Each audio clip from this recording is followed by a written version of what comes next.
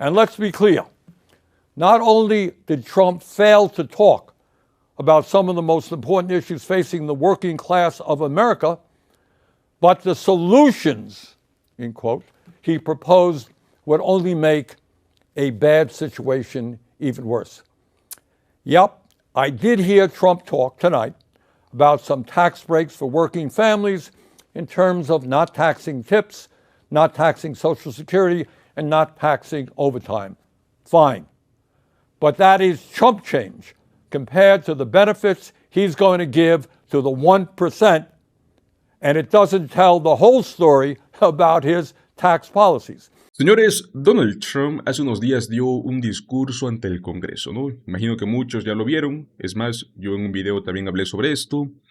Y como era de esperarse, fue un desastre total. No hablamos de un discurso presidencial. Hablamos de un show de venganza, de descontrol y de desinformación. Ya que prácticamente se notaba que estaba molesto, ¿no? Estaba perdido. Estaba desesperado por distraernos de la realidad.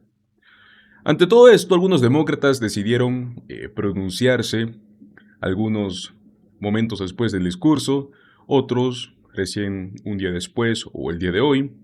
Pero bueno, uno de los más interesantes fue el senador Bernie Sanders, el cual no dudó en exponer todas sus mentiras. Sean bienvenidos a Políticamente en Desacuerdo. Amigos, hoy veremos exactamente todo lo que dijo el senador Bernie Sanders momentos después del discurso de Trump ante el Congreso. Así que los invito a que se queden conmigo hasta el final de este video porque veremos los momentos más interesantes. Bueno amigos, los precios están por las nubes, el caos está en todas partes. Miles de personas están perdiendo sus empleos. Hemos visto al Dow Jones desplomado por miles de puntos. Todo esto lo sabe muy bien Trump. Su estrategia es la de siempre, ¿no? Culpar a otros, intentar desviar la atención. Pero no todos están dispuestos a dejar que esto pase. Uno de los que mejor respondieron ante todo esto fue el senador Bernie Sanders. Digamos que su respuesta fue simplemente perfecta. No solo porque habló con la verdad, sino porque se enfocó en los problemas reales y terminó exponiendo las mentiras de Trump. Quiero que veamos qué es lo que dijo. And let's be clear. Not only did Trump fail to talk about some of the most important issues facing the working class of America, but the solutions, in quote, he proposed would only make a bad situation even worse. Yep, I did hear Trump talk tonight about some tax breaks for working families in terms of not taxing tips, not taxing Social Security, and not taxing overtime. Fine. But that is chump change compared to the benefits he's going to give to the 1%, and it doesn't tell the whole story about his tax policies. According to a recent study by the Institute on Taxation and Economic Policy, if all of Trump's so-called America First policies are enacted, including his tariffs, which he spoke a lot about tonight, the bottom 95% of Americans will see their taxes go up, while the richest 5% in our country will see their taxes go down, way down. Tonight, in so many words, Trump urged Congress to pass his big, beautiful budget. Do you know what's really in it? This budget would cut Medicaid by $880 billion. Oh, I guess Trump forgot to talk about that. $880 billion cut in Medicaid. According to one estimate, it means that up to 36 million Americans, including millions of children, would be thrown off the health insurance they have. Hey, a 90-minute speech tonight, not one word about throwing millions of kids off of the health insurance they have. When you cut Medicaid drastically, it means that nursing homes that receive 2/3 of their funding from Medicaid will either have to shut down, lay off workers, or significantly scale back the services they provide seniors. Gee, I didn't hear that from Trump tonight either. It would be a devastating blow, these cuts to Medicaid, for the 32 million Americans who get their health care at community health centers. And it's not just Medicaid that Trump's budget would cut. It would also cut nutrition assistance by at least $230 billion. Now, I want you to think about that for a moment. And can you imagine? The billionaire class, people who can support their families, some of these guys have tens of billions of dollars, support their families for the next 10 generations, 50 generations. People who live in incredible opulence. People who own their own jet planes, they own their own private islands, they own their own spaceships, trying to get tax breaks by taking food out of the mouths of low-income kids. That truly is disgusting. What we are seeing is the Robin Hood principle in reverse, taking from the poor and giving to the rich and the very, very rich. And here is something else Trump has been doing. For the past several weeks, he and his good friend Elon Musk, who is up there in the audience tonight, have been throwing hundreds of thousands of federal employees off their jobs. Now, I know some of you are saying, well, that's too bad, but that's the federal government, not me, it's not me, it's just those guys who work for the federal government. But I want you to think about this. Think about it for a moment. If Musk and his friends can arbitrarily throw federal workers out on the street today, what do you think that Musk and his fellow billionaires will be doing tomorrow when artificial intelligence and robotics explode in this country? Do you think they'll give a damn about you and your families? No, they will treat you exactly the way they're treating federal employees today. You will be out on the street as well. But it is not only absurd domestic policies that we've got to fight. For the first time in our 250-year history, we have a president who is turning his back on democracy and allying us with authoritarianism. No, we must not abandon the people of Ukraine who were invaded by the Russian dictator Vladimir Putin.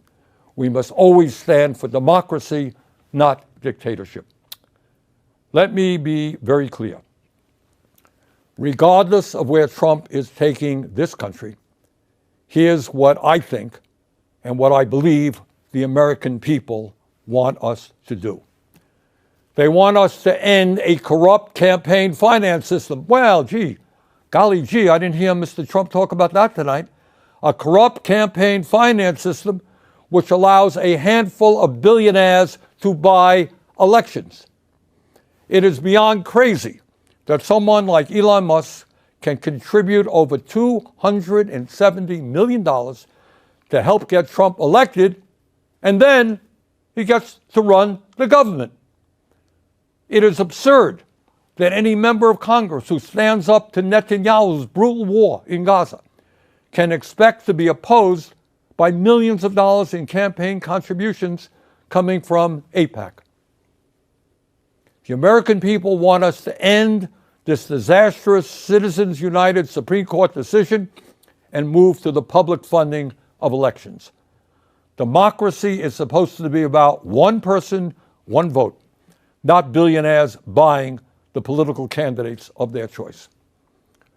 And further, no, we should not be giving tax breaks to billionaires. That's not what we should be doing. We must demand that the wealthiest people in this country start paying their fair share of taxes. We must raise the federal minimum wage of $7.25 an hour to a living wage of at least $17 an hour. We must make it easier for workers to join trade unions, grow the union movement, and prevent corporations from violating labor laws with impunity by passing the PRO Act, legislation that I will be introducing tomorrow. No, we are not going to cut Social Security. Quite the contrary. We must expand Social Security benefits and extend its solvency for the next 75 years by scrapping the cap that allows a billionaire to pay the same amount into Social Security as a truck driver. Too many of our seniors are hurting today for us to be talking about cutting Social Security. Over 20% seniors in this country living on $15,000 a year or less. Further, instead of making massive cuts to Medicaid, we must join every other major country in guaranteeing health care to all of our people through a Medicare for all single-payer program.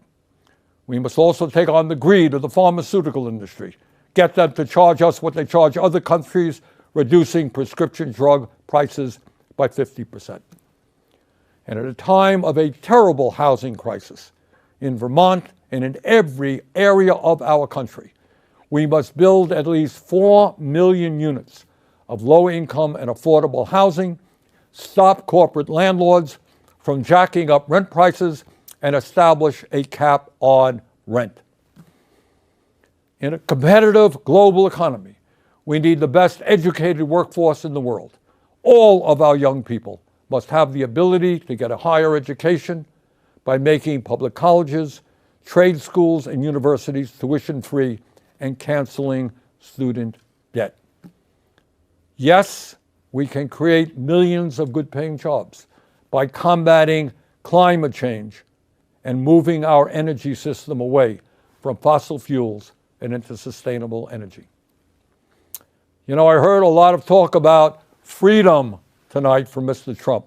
Well, in a free society, we must absolutely guarantee that it is the women of America who control their own bodies, not the local, state, or federal governments.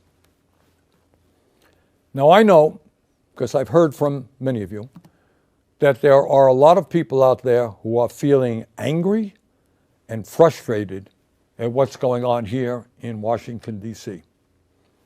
And some of you may feel a bit hopeless. So let me say this. At this particular moment in history, despair is not an option. Giving up is not acceptable. And none of us have the privilege of hiding under the covers. The stakes are just too high. Let us never forget, real change only occurs when ordinary people stand up by the millions against oppression and injustice and fight back. That is the history of the founding of our nation, when brave men and women took on the mighty, invincible British Empire. It is the history of the abolitionist movement, the history of the labor movement, the history of the civil rights movement, the women's movement, the environmental movement, and the gay rights movement. Yes, I know. The oligarchs are enormously powerful. I deal with them every day. I know that. Yes, they have endless amounts of money. Yes, they control our economy, and they own much of the media. They have enormous influence over our political system. But from the bottom of my heart, I am convinced that they can be beaten. If we stand together and not let them divide us up by the color of our skin or where we were born or our religion or the language we speak or our sexual orientation. If we bring our people together around an agenda that works for the many and not just the few, there is nothing in the world that can stop us. We can win. We will win. Let us go forward together. Ahí lo tienen. Hablamos de una respuesta directa, honesta, sin rodeos. Y es que alguien tiene que poner los puntos sobre los pies. Al menos cuando Donald Trump intenta vendernos humo. No solo Bernie Sanders se pronunció esa noche, lo pudimos ver en el Capitolio, varios miembros del Congreso, ¿no? Recogiendo reacciones sobre este circo del discurso. Vimos a Jasmine Crockett, Elizabeth Warren, Jim Govern, Jamie Raskin, la expresidenta de la Cámara Nancy Pelosi. Bueno, como era de esperarse, ¿no? Muchos pudieron responder al discurso de Trump, que estuvo lleno de falsedades, y al menos hubo gente que pudo desmentirlo. Muchas gracias por haberme acompañado hasta el final de este video. Como siempre, amigos, apóyenme con un like, compartan este video con sus amigos, recuerden suscribirse a nuestro canal Políticamente en Desacuerdo. Nos vemos en el próximo video. Hasta luego.